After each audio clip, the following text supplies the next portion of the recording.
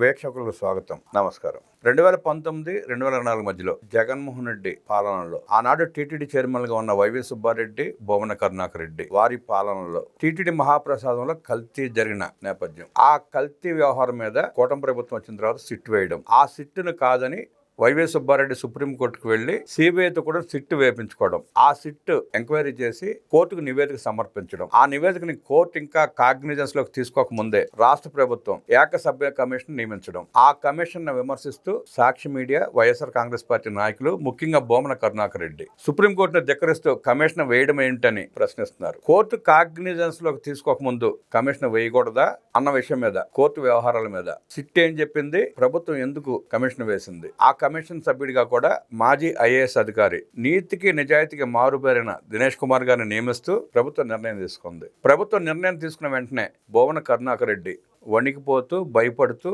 చేస్తున్న ఆరోపణలు, వీటన్నిటి మీద సమగ్రంగా విశ్లేషించడానికి మనతో పాటు ఉన్నారు ప్రముఖ ఆర్థిక, రాజకీయ, సామాజిక విశ్లేషకులు కొత్త రవీంద్రబాబు గారు. వారిని అడిగి మరిన్ని విశేషాలు తెలుసుకుంటాం. నమస్తే సార్. నమస్తే సార్. సుప్రీంకోర్టు సిబిఐతో కూడా సిట్ వేయడం, సిట్ విచారణ జరిపి కోర్టుకు నివేదిక సమర్పించడం, మరో నివేదిక ప్రభుత్వానికి సమర్పించడం, జరిగిన వాటి మీద ఎంక్వైరీ చేసి చర్య తీసుకోమని చెప్పి స్పష్టంగా నివేదిక సమర్పించింది. దాన్ని ఆధారంగా చేసుకుని ప్రభుత్వం ఏకసభ్య కమిషన్ నియమించింది. కోర్టు కాగ్నిజెన్స్ లోకి తీసుకోకముందే మీరు ఎట్లా కమిషన్ ఏర్పాటు చేస్తారంటూ వైఎస్ఆర్ కాంగ్రెస్ పార్టీ నాయకులు బొమ్మన కరుణాకర్ రెడ్డి ప్రశ్నిస్తున్నారు. చట్టపరంగా కమిషన్ చెల్లదా, కాగ్నిజెన్స్ లో తీసుకోకముందు కమిషన్ వేయకూడదా, ఎట్లా విశ్లేషిస్తారు? పవిత్రమైన తిరుమల లడ్డు విషయంలో కల్తీ జరిగిందా లేదా అని తేల్చడం కోసం సుప్రీంకోర్టు వారి ఆదేశాల ప్రకారం నిర్మించబడిన సిట్టు ఛార్జ్ షీట్ మొత్తం డీటెయిల్ సబ్మిట్ చేశారు. దాంతో పాటుగా ప్రభుత్వానికి 11 పేజీల రికమెండేషన్ సబ్మిట్ చేశారు. ఇక్కడ 2 అంశాలు ఇవి. సిట్ సబ్మిట్ చేసిన రిపోర్ట్ ఛార్జ్ షీట్ ఏదైతే ఉందో కోర్టు కాగ్నిజెన్స్లోకి ఇంకా తీసుకోలేదు. మీన్ వైల్ ప్రభుత్వం వారు ఏకసభ్య కమిషన్ ఒకటి ఏర్పాటు చేస్తా ఉన్నారు, చేశారు సీనియర్ ఐఏఎస్ ఆఫీసర్. ఇప్పుడు లీగల్ యాంగిల్లో మీరు అడిగిన క్వశ్చన్కి నేను ఆన్సర్ లీగల్ పాయింట్ ఆఫ్ వ్యూలో ఆలోచిస్తే పార్టీలకు అతీతంగా ఏ ప్రభుత్వం అయినా ఒక కమిషన్ ఏర్పాటు చేసినప్పుడు దానికి విధి విధానాలు స్పష్టంగా తెలియజేయటం అయింది. ఇప్పుడు ఈ సింగిల్ సభ్యత్వం ఉన్న కమిషను ఏమి ఐడెంటిఫై చేయాలి అంటే, కోర్టు పరిధిలో ఉన్నటువంటి అంశాలను అందులో ఇన్వాల్వ్ అయ్యి వీళ్ళేమి రీసెర్చ్ చేసి ఐడెంటిఫై చేయరు. This is a independent single man commission. ఎందుకు అంటే where went wrong, what went wrong, where to be corrected going forward అనేది పరిశీలన చేసి గవర్నమెంట్కి ఒక రికమెండేషన్ సబ్మిట్ చేయడం కోసం ఈ కమిషన్ వేశారు. First point. సెకండ్ పాయింట్, ఇది వేయవలసిన అవసరం ఏంటి అనేది ప్రధానమైన అంశమే. అవును, సిట్ వాళ్ళు రీసెర్చ్ చేసి అంటే ఇన్వెస్టిగేషన్ మొత్తం పూర్తి చేసి తేల్చిన అంశం ఏంటంటే నెయ్యిలో కల్తీ జరిగింది కంక్లూడ్ చేశారు. నంబర్ 1.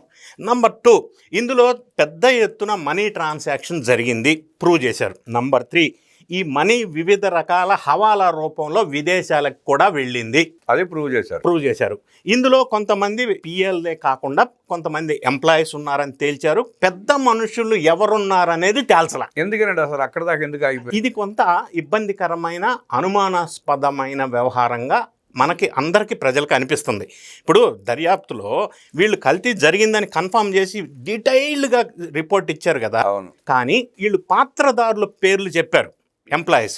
మరి సూత్రధారి ఎవరు? 36 మంది పాత్రదారుల పేర్లైతే వచ్చినాయి చెప్పారు. అందులో 12 మంది ఎంప్లాయీస్. కానీ వీళ్ళకి ఆదేశాలు ఇచ్చింది ఎవరు అంటే డెసిషన్ మేకింగ్ వాళ్ళు కాదు కదా. మరి వాళ్ళు ఎవరు అనేది పేర్లు తేల్చవలసిన సిట్టు సైలెంట్ అయింది. అంటే సార్, ఇక్కడ సైలెంట్ అయిందని అనుకుంటున్నాం మనం. నివేదిక సమర్పించింది, కోర్టు కాగ్నిజెన్స్లోకి తీసుకోలేదు, అది ఇంకా ఓపెన్ చేయలేదు కదా. ఆ నివేదికలు ఏముందో ఎవరికేం తెలుసు? అంటే ఆ నివేదిక ఒక పార్ట్ అయితే, గవర్నమెంట్కి ఇచ్చిన 11 పేజీల రిపోర్ట్ రికమెండేషన్లో ఇప్పుడు సింగాల్ ఎగ్జిక్యూటివ్ ఆఫీసర్ని తీసేశారు ఆ రికమెండేషన్ బేస్ చేసుకొని. కానీ వీళ్ళు గవర్నమెంట్కి సబ్మిట్ చేసిన రికమెండేషన్లో అసలు అప్పటి తిరుమల తిరుపతి దేవస్థానం అధ్యక్షుల పేరు అందులో లేదు. 11 పేజీలో లేదు. 250 పేజీలో 300 పేజీలు సబ్మిట్ చేశారు. అందులో కోర్టు పరిధిలో ఉంది. దాంట్లో ఏముందో ఎవరికి తెలియదు. లేదని ఎట్టంటారు వీళ్ళు? అయితే ఇప్పుడు వీళ్ళు తేల్చవలసింది, దినేష్ కుమార్ నేతృత్వంలో ఉన్న సింగిల్ మ్యాన్ కమిటీ తేల్చవలసింది ఏంటంటే, టెండర్లో అవకతవకలు జరిగినాయని సిట్టు తేల్చారు. అవును. కాకపోతే దాన్ని కరెక్టివ్గా చెయ్యాలి అంటే, ఇక ముందు మళ్ళీ జరగకుండా ఉండాలంటే కరెక్టివ్ మెజర్స్ ఏం తీసుకోవాలి, నంబర్ 1. నంబర్ 2, అందులో ఎంప్లాయీస్ కాకుండా ఎవరి ఆదేశాల ప్రకారం ఈ కార్యక్రమం జరిగింది అది ఎస్టాబ్లిష్ చేయాలి. నంబర్ 3, ఇక ముందు ఇటువంటి జరగకుండా ఉండాలంటే ఈ instructions, rules, regulations, modification, violation చేసిన అసలు పెద్ద మనుషులు ఎవరు? బోర్డు రిజల్యూషన్స్ను కూడా మార్చేసే అంత అధికారం కింద స్థాయి ఎంప్లాయీస్కి ఉండదు. అవును. కాబట్టి దానికి కారణమైన వాళ్ళు ఎవరు అనేది దినేష్ కుమార్ నేతృత్వంలో ఈ కమిటీ తేల్చమంది, సిబిఎస్ఈ తేల్చమంది. ఇంకొక అంశం మీరు అడిగారు, ఈ కమిషన్ రిపోర్ట్ అనేది గవర్నమెంట్కి సూచనలు ఇవ్వటానికి నిర్దేశించబడిన చట్టబద్ధమైన కమిషన్. ఏ కోర్టులో, ఏ న్యాయ చట్టంలో, ఏ యాక్ట్లో కూడా ఇటువంటి కమిషన్ ఏర్పాటు చేయకూడదు, చట్ట విరుద్ధం అని లేదు. గవర్నమెంట్ ఏ విషయమైనా డీటెయిల్స్ కావాలి అని అనుకున్నప్పుడు ఒక ఎక్స్పర్ట్ కమిటీని వేసి డీటెయిల్స్, రికమెండేషన్స్ తెప్పించుకోకపోతే ఇందులో ఈ కరెక్టివ్ యాక్షన్స్ తీసుకునే అవకాశం ఉండదు కదా. సో ఇందులో అసలు ఏం జరిగిందనేదే సిట్టు తేల్చింది. కానీ దానికి కారణాలు, దాన్ని మళ్ళీ జరగకుండా నివారించడానికి తీసుకోవాల్సిన చర్యలు, జరగబోయే చర్యల గురించి నివారించడానికి కమిషన్ వేయమంది. సపోజ్ కాంట్రాక్ట్ అగ్రిమెంట్ మాడిఫికేషన్ చేశారు, ఇక ముందు అట్లాంటివి జరగకుండా ఉండాలి అంటే ఏమి చర్యలు, పటిష్టమైన చర్యలు ఏం తీసుకోవాలి అంటే మళ్ళీ రిపీట్ అవ్వకూడదు కదా ఇటువంటి సంఘటనలు. సో దాని మీద వీళ్ళు ఈ కమిషన్ వేశారు. రెండో అంశం ఏంటంటే ఇందులో కొంతమంది కింద స్థాయి పాత్రలు కాకుండా అసలు పెద్ద మనుషుల పాత్రలు ఎవరో నిగ్గు తేల్చాల్సిన అవసరం ఉంది, ఎవరు ఆదేశాల మేరకు తేల్చారు. ఇంకొక అంశం ఏంటంటే ఈ ఆర్డర్స్ రిలీజ్ చేసినప్పుడు కూడా కమిషన్కి పూర్తి అధికారాలు ఉన్నాయి, ఎవరినైనా విచారించవచ్చు, దేవస్థానంకి సంబంధించిన అధికారులను కానీ ఇంకా పెద్ద మనుషులను కానీ రికార్డ్స్ పరిశీలించవచ్చు, ఆ పవర్స్ కూడా ఇచ్చారు. కాబట్టి అసలు విషయం వెలుగులోకి రాలేదు అని అనుకుంటున్న నేపథ్యంలో ఈ అన్ని అంశాలు కూలంకుషంగా ప్రభుత్వానికి ఎవరో ఒకరు ఎక్స్పర్ట్స్ రికమెండేషన్స్ ఇవ్వాల్సిన అవసరం ఉంది. దాంట్లో భాగంగానే ఇదేశారు. సో ఇది కోర్టుకి ఇంటర్ఫెయిర్ అవ్వటం కాదు, ప్రభుత్వానికి ఒక సూచనలు, రికమెండేషన్ చేసి ఇలా జరిగింది, ఇట్లా జరగకుండా ఉండాలంటే ఇలా చేయాలి, భవిష్యత్తులో జరగకుండా ఉండడం కోసం చర్యలు తీసుకోమని చెప్పి నివేదిక. మరి అట్లా తీసుకోవాలని వీళ్ళు తెలియకపోతే మరి మళ్ళీ ఇదే రిపీట్ అయ్యే అవకాశం ఉంది. మళ్ళీ అప్పుడు ఇంకొక సిట్ వేస్తారు, మళ్ళీ ఎస్ అవినీతి జరిగింది అంటారు. కానీ దానికి పరిష్కార మార్గాలు అనేది బయటికి రావాలి అంటే అది కోర్టు పరిధిలోని అంశం కాదు. సో ఈ ఎక్స్పర్ట్స్ మాత్రం దీన్ని మొత్తం ఇన్వెస్టిగేషన్ చేసిన తర్వాత డీటెయిల్స్ ఇస్తే ప్రభుత్వం వారు దాని మీద స్పందించి మళ్ళీ ఎవరెవరు పాత్ర ఎంత ఉంది అనేది నిగ్గు తేల్చవలసిన అవసరం ఉంది. ఇప్పుడు మనీ లాండరింగ్ జరిగింది అని సిట్టు తేల్చారు. ఆ విషయం వెలుగులోకి తేవటానికి ఎన్ఫోర్స్మెంట్ డైరెక్టరేట్ పాత్రది, అది వాళ్ళు చూస్తారు. కానీ ఈ సింగిల్ మెన్ కమిషన్ దాని జోలికి వెళ్ళదు. దీని వెనక ఉన్న అసలు మనుషుల్ని నిగ్గు తేల్చడం, అవకతవకలు ఎలా జరిగినాయి, స్కోప్ ఎక్కడుంది, ఇంకా జరగకుండా ఉండాలంటే ఎంత స్ట్రెంథన్ చేయాలా, ఏమి స్ట్రెంథన్ చేయాలా అనేది ఇంకా పూర్తి డీటెయిల్స్ రావాలి అని అంటే ఈ సింగిల్ మెన్ కమిషన్ అనేది అనివార్యం. ఒకటి. రెండోది, సింగిల్ మెన్ కమిషన్ వేసినందువల్ల భూమన కరుణాకర్ రెడ్డి కానీ వైవి సుబ్బారెడ్డి కానీ వాళ్ళ పాత్ర లేదు అని వాళ్ళు అనుకుని ఉంటే ఎందుకు దీన్ని వ్యతిరేకిస్తున్నారు? భుజాలు తడుకోవడం ఎందుకు ప్రాథమికంగా అంటే ఇది లీగల్ గా ఆలోచించక్కర్లా, లాజికల్ గా ఆలోచిస్తే వాళ్ళు చెప్పేది ఏంటంటే, ప్రధానంగా అనేది ఏంటంటే సుప్రీంకోర్టు ఆదేశాలను ధిక్కరిస్తూ కూడా రాష్ట్ర ప్రభుత్వం కమిషన్ వేసింది, ఎందుకు వేయాలి, రాజకీయ కక్ష కాదా అని ప్రశ్నిస్తున్నారు. ఎందుకు వేయకూడదని నేను ప్రశ్నిస్తున్నా. ఇది రాజ్యాంగబద్ధమైన కమిషను, ఎందుకు వేయకూడదు, ఎందుకు ప్రభుత్వం వారు సూచనలు తీసుకోకూడదు ఎక్స్పర్ట్స్ చేత? వాళ్ళు అన్నట్టు సుప్రీంకోర్టు ఆదేశాలను ధిక్కరిస్తుంది ప్రభుత్వం అనుకున్నప్పుడు మాట్లాడటం ఎందుకు? డైరెక్ట్ సుప్రీంకోర్టుకి వెళ్ళి బిల్లు వేసుకోవచ్చు కదా. వాళ్ళు ఎందుకు వేయట్లేదు అంటే ఇది న్యాయబద్ధమైన కమిషన్ ఒకటి. రెండోది, వీళ్ళు అసలు అబ్జెక్షన్ ఎందుకు చెప్పాలి? వీళ్ళు ఇంకా అప్రిషియేట్ చేయాలా, అది సింగిల్ మ్యాన్ కాదు డబుల్ మ్యాన్ కమిషన్ వేసినా పర్లేదు, పూర్తి స్థాయిలో నిగ్గు తేల్చండి, ఎందుకంటే మా పాత్ర లేదు కదా అని వాళ్ళు అంటున్నారు కదా. మరి అప్రిషియేట్ చేసి సపోర్ట్ చేయాలి కదా. అంటే వాళ్ళు అగెనిస్ట్గా మాట్లాడుతున్నారంటే ఎక్కడో వాళ్ళ పాత్ర బయట పడుతుందో అన్న భయం స్పష్టం కనిపిస్తా ఉంది కదా. మనకే కనిపిస్తుందంటే అందరికీ అనిపిస్తూ ఉంటుంది కదా ఈ విషయం.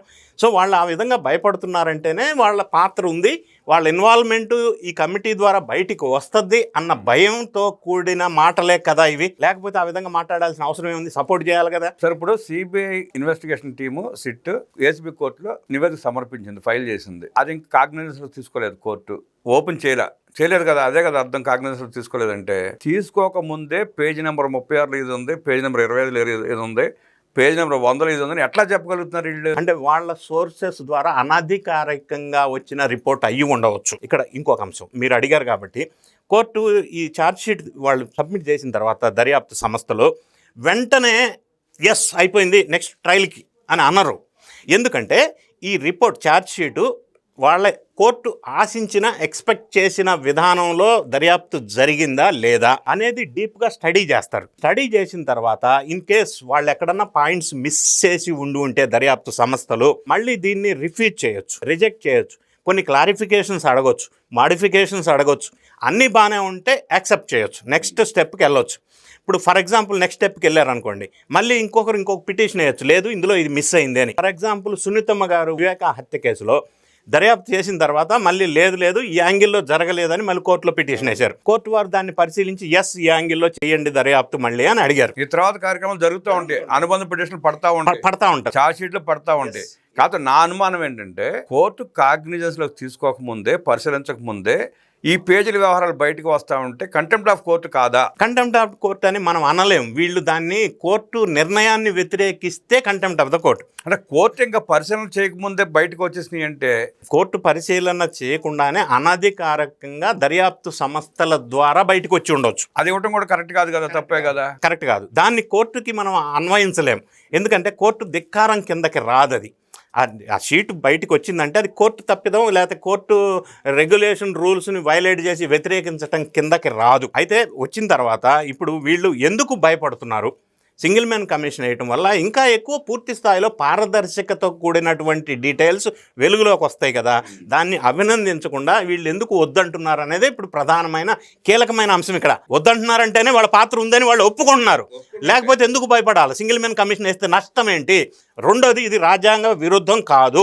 గవర్నమెంట్కి ఆ పవర్ ఉంది, అథారిటీ ఉంది, they can constitute any commission. అందులో విధి విధానాలు కూడా స్పష్టంగా ఉన్నప్పుడు వీళ్ళు ఎందుకు భయపడాల్సిన అవసరం లేదు కదా. అదీను వైవి సుబ్బారెడ్డి సుప్రీంకోర్టుకు వెళ్ళి తానే సిట్ వేపించుకుని ఆ సిట్ ఇచ్చిన నివేదిక ప్రకారం ప్రభుత్వం యాక్సెప్ట్ కమిషన్ వేస్తే దాని మీద ఎందుకు వాళ్ళకు ఉలుకు? వాళ్లే కోరుకున్నారు కదా సిట్ వేయమని. ఇప్పుడు వైవి సుబ్బారెడ్డి యాక్సెప్ట్ చేశాడు, కల్తీ జరిగింది అని చెప్పాడు. మరి అందులో పార్టీలో కొంతమంది ఏమో అసలు చిట్ క్లీన్ చిట్ ఇచ్చింది అంటారు. క్లీన్ చిట్ ఎక్కడ ఇచ్చింది? NDRI రిపోర్ట్ చెప్తున్నారు, నేషనల్ డైరీ రీసెర్చ్ ఇన్స్టిట్యూట్ వాళ్ళు క్లీన్ చిట్ ఇవ్వలేదు. 10% కంటే తక్కువ ఉంటే డిటెక్ట్ కాదు, వాళ్ళ దగ్గర ఫెసిలిటీ లేదని చెప్పారు. నిన్న కూడా వాళ్ళ వాదన అదే, NDDB కూడా రిపోర్ట్ ఇచ్చింది కదా, లేదని అంటాం. లేదని ఇవ్వాల. NDRI రిపోర్ట్ని వాళ్ళు రిఫరెన్స్ చేస్తున్నారు, వాళ్ళు కూడా లేదని చెప్పలేదు. వాళ్ళ దగ్గర ఉన్న ఎక్విప్మెంట్ సహకరించదు బిలో 10% ఉంటే డిటెక్ట్ చేయడానికి. ఈ అపోహలన్నీ పోవాలంటే ఏం చేయాలి? సరే, ఇక్కడ ప్రధాన అంశం పంది కొవ్వు కలిసిందా మనిషి కొవ్వు కలిసిందా అనేది కాదు, కల్తీ జరిగిందా లేదా. 100% కల్తీ జరిగింది. అది ఎట్టా జరిగింది అనేది సిట్ నివేదిక బహిర్గతం చేసింది. ఇంకా దానికి వితండవాదం ఎందుకు? కల్తీ జరిగిందని సుబ్బారెడ్డి ఒప్పుకున్నాడు కదా.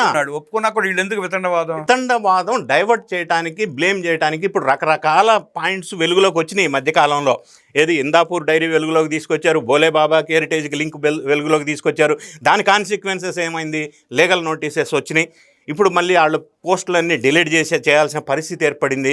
సో వీళ్ళు ఏంటంటే కావాలని ఇష్యూని డైవర్ట్ చేయటం కోసం నాటకాలు ఆడుతుంటే ప్రతిదీ కూడా వాళ్ళకి రివర్స్గా వెనక్కి తగులుతున్న సందర్భం మనం ఈ మధ్య సంఘటనలు చాలా వెలుగులోకి వస్తున్నాయి. ఒకదాని తర్వాత ఒకటి రోజు వాళ్ళు తీసుకున్న గోతిలోనే వాళ్ళు పడుతున్న సందర్భం వెలుగులోకి వస్తుంది, అబాస్ పాలవుతున్న సందర్భం వెలుగులోకి వస్తుంది. దానికంటే కూడా వీళ్ళు యాక్సెప్ట్ చేస్తే వచ్చిన నష్టం ఏంటనేది క్వశ్చన్. వాళ్ళు యాక్సెప్ట్ చేస్తే ప్రజల ముందు తలకాయ దించుకోవాలి, ప్రజలు కొడతారు. ఎలాగో దించుకోవాలి. ఇప్పుడు కాకపోతే రేపైనా సింగిల్ మెన్ కమిటీ డీటెయిల్స్ అన్ని సబ్మిట్ చేసిన తర్వాత వెలుగులోకి రావాల్సిన పేర్లు వెలుగులోకి వస్తే ప్రభుత్వం చట్టపరమైన చర్యలు ఖచ్చితంగా తీసుకుంటుంది. సరే, జగన్మోహన్ రెడ్డి, వైవి సుబ్బారెడ్డి, బోమన కరుణాకర్ రెడ్డి చేసిన సిగ్గుమాలిన పని, హిందూ భక్తులు మనోబలతో ఆడుకున్నారు, దేవదేవుడికి అన్యాయం చేశారు, దుర్మార్గంగా ప్రవర్తించారు. ఇంకా వీళ్ళు అడ్డగోలుగా మాట్లాడటం, మైకుల ముందు మాట్లాడటం, హిందూ సంఘాల ఆగ్రహం వ్యక్తం చేస్తే వీళ్ళ పరిస్థితి ఏంటి? ఇప్పటికే హిందూ సంఘాలు కాదు, హిందువులే కాదు, ప్రజలంతా కూడా ఎవరూ యాక్సెప్ట్ చేయరు. మతాలకి అతీతంగా ఇటువంటి అంశాన్ని ఏ మతస్థుడు కూడా యాక్సెప్ట్ చేయలేరు కదా, ఈ హిందూ అనే కాదు మనం. అయితే వీళ్ళు ఏంటంటే ఏదో కవర్ చేసుకుందామన్న ప్రయత్నం చేసిన ప్రతిసారి ఫెయిల్ అవుతున్నారు, తప్పుడడుగులు వేస్తానే ఉన్నారు. అంటే అది మిస్ఫైర్ అవుతుంది. విషయం, బాధాకరమైన విషయం ఏంటంటే మిస్ఫైర్ అవుతుంది.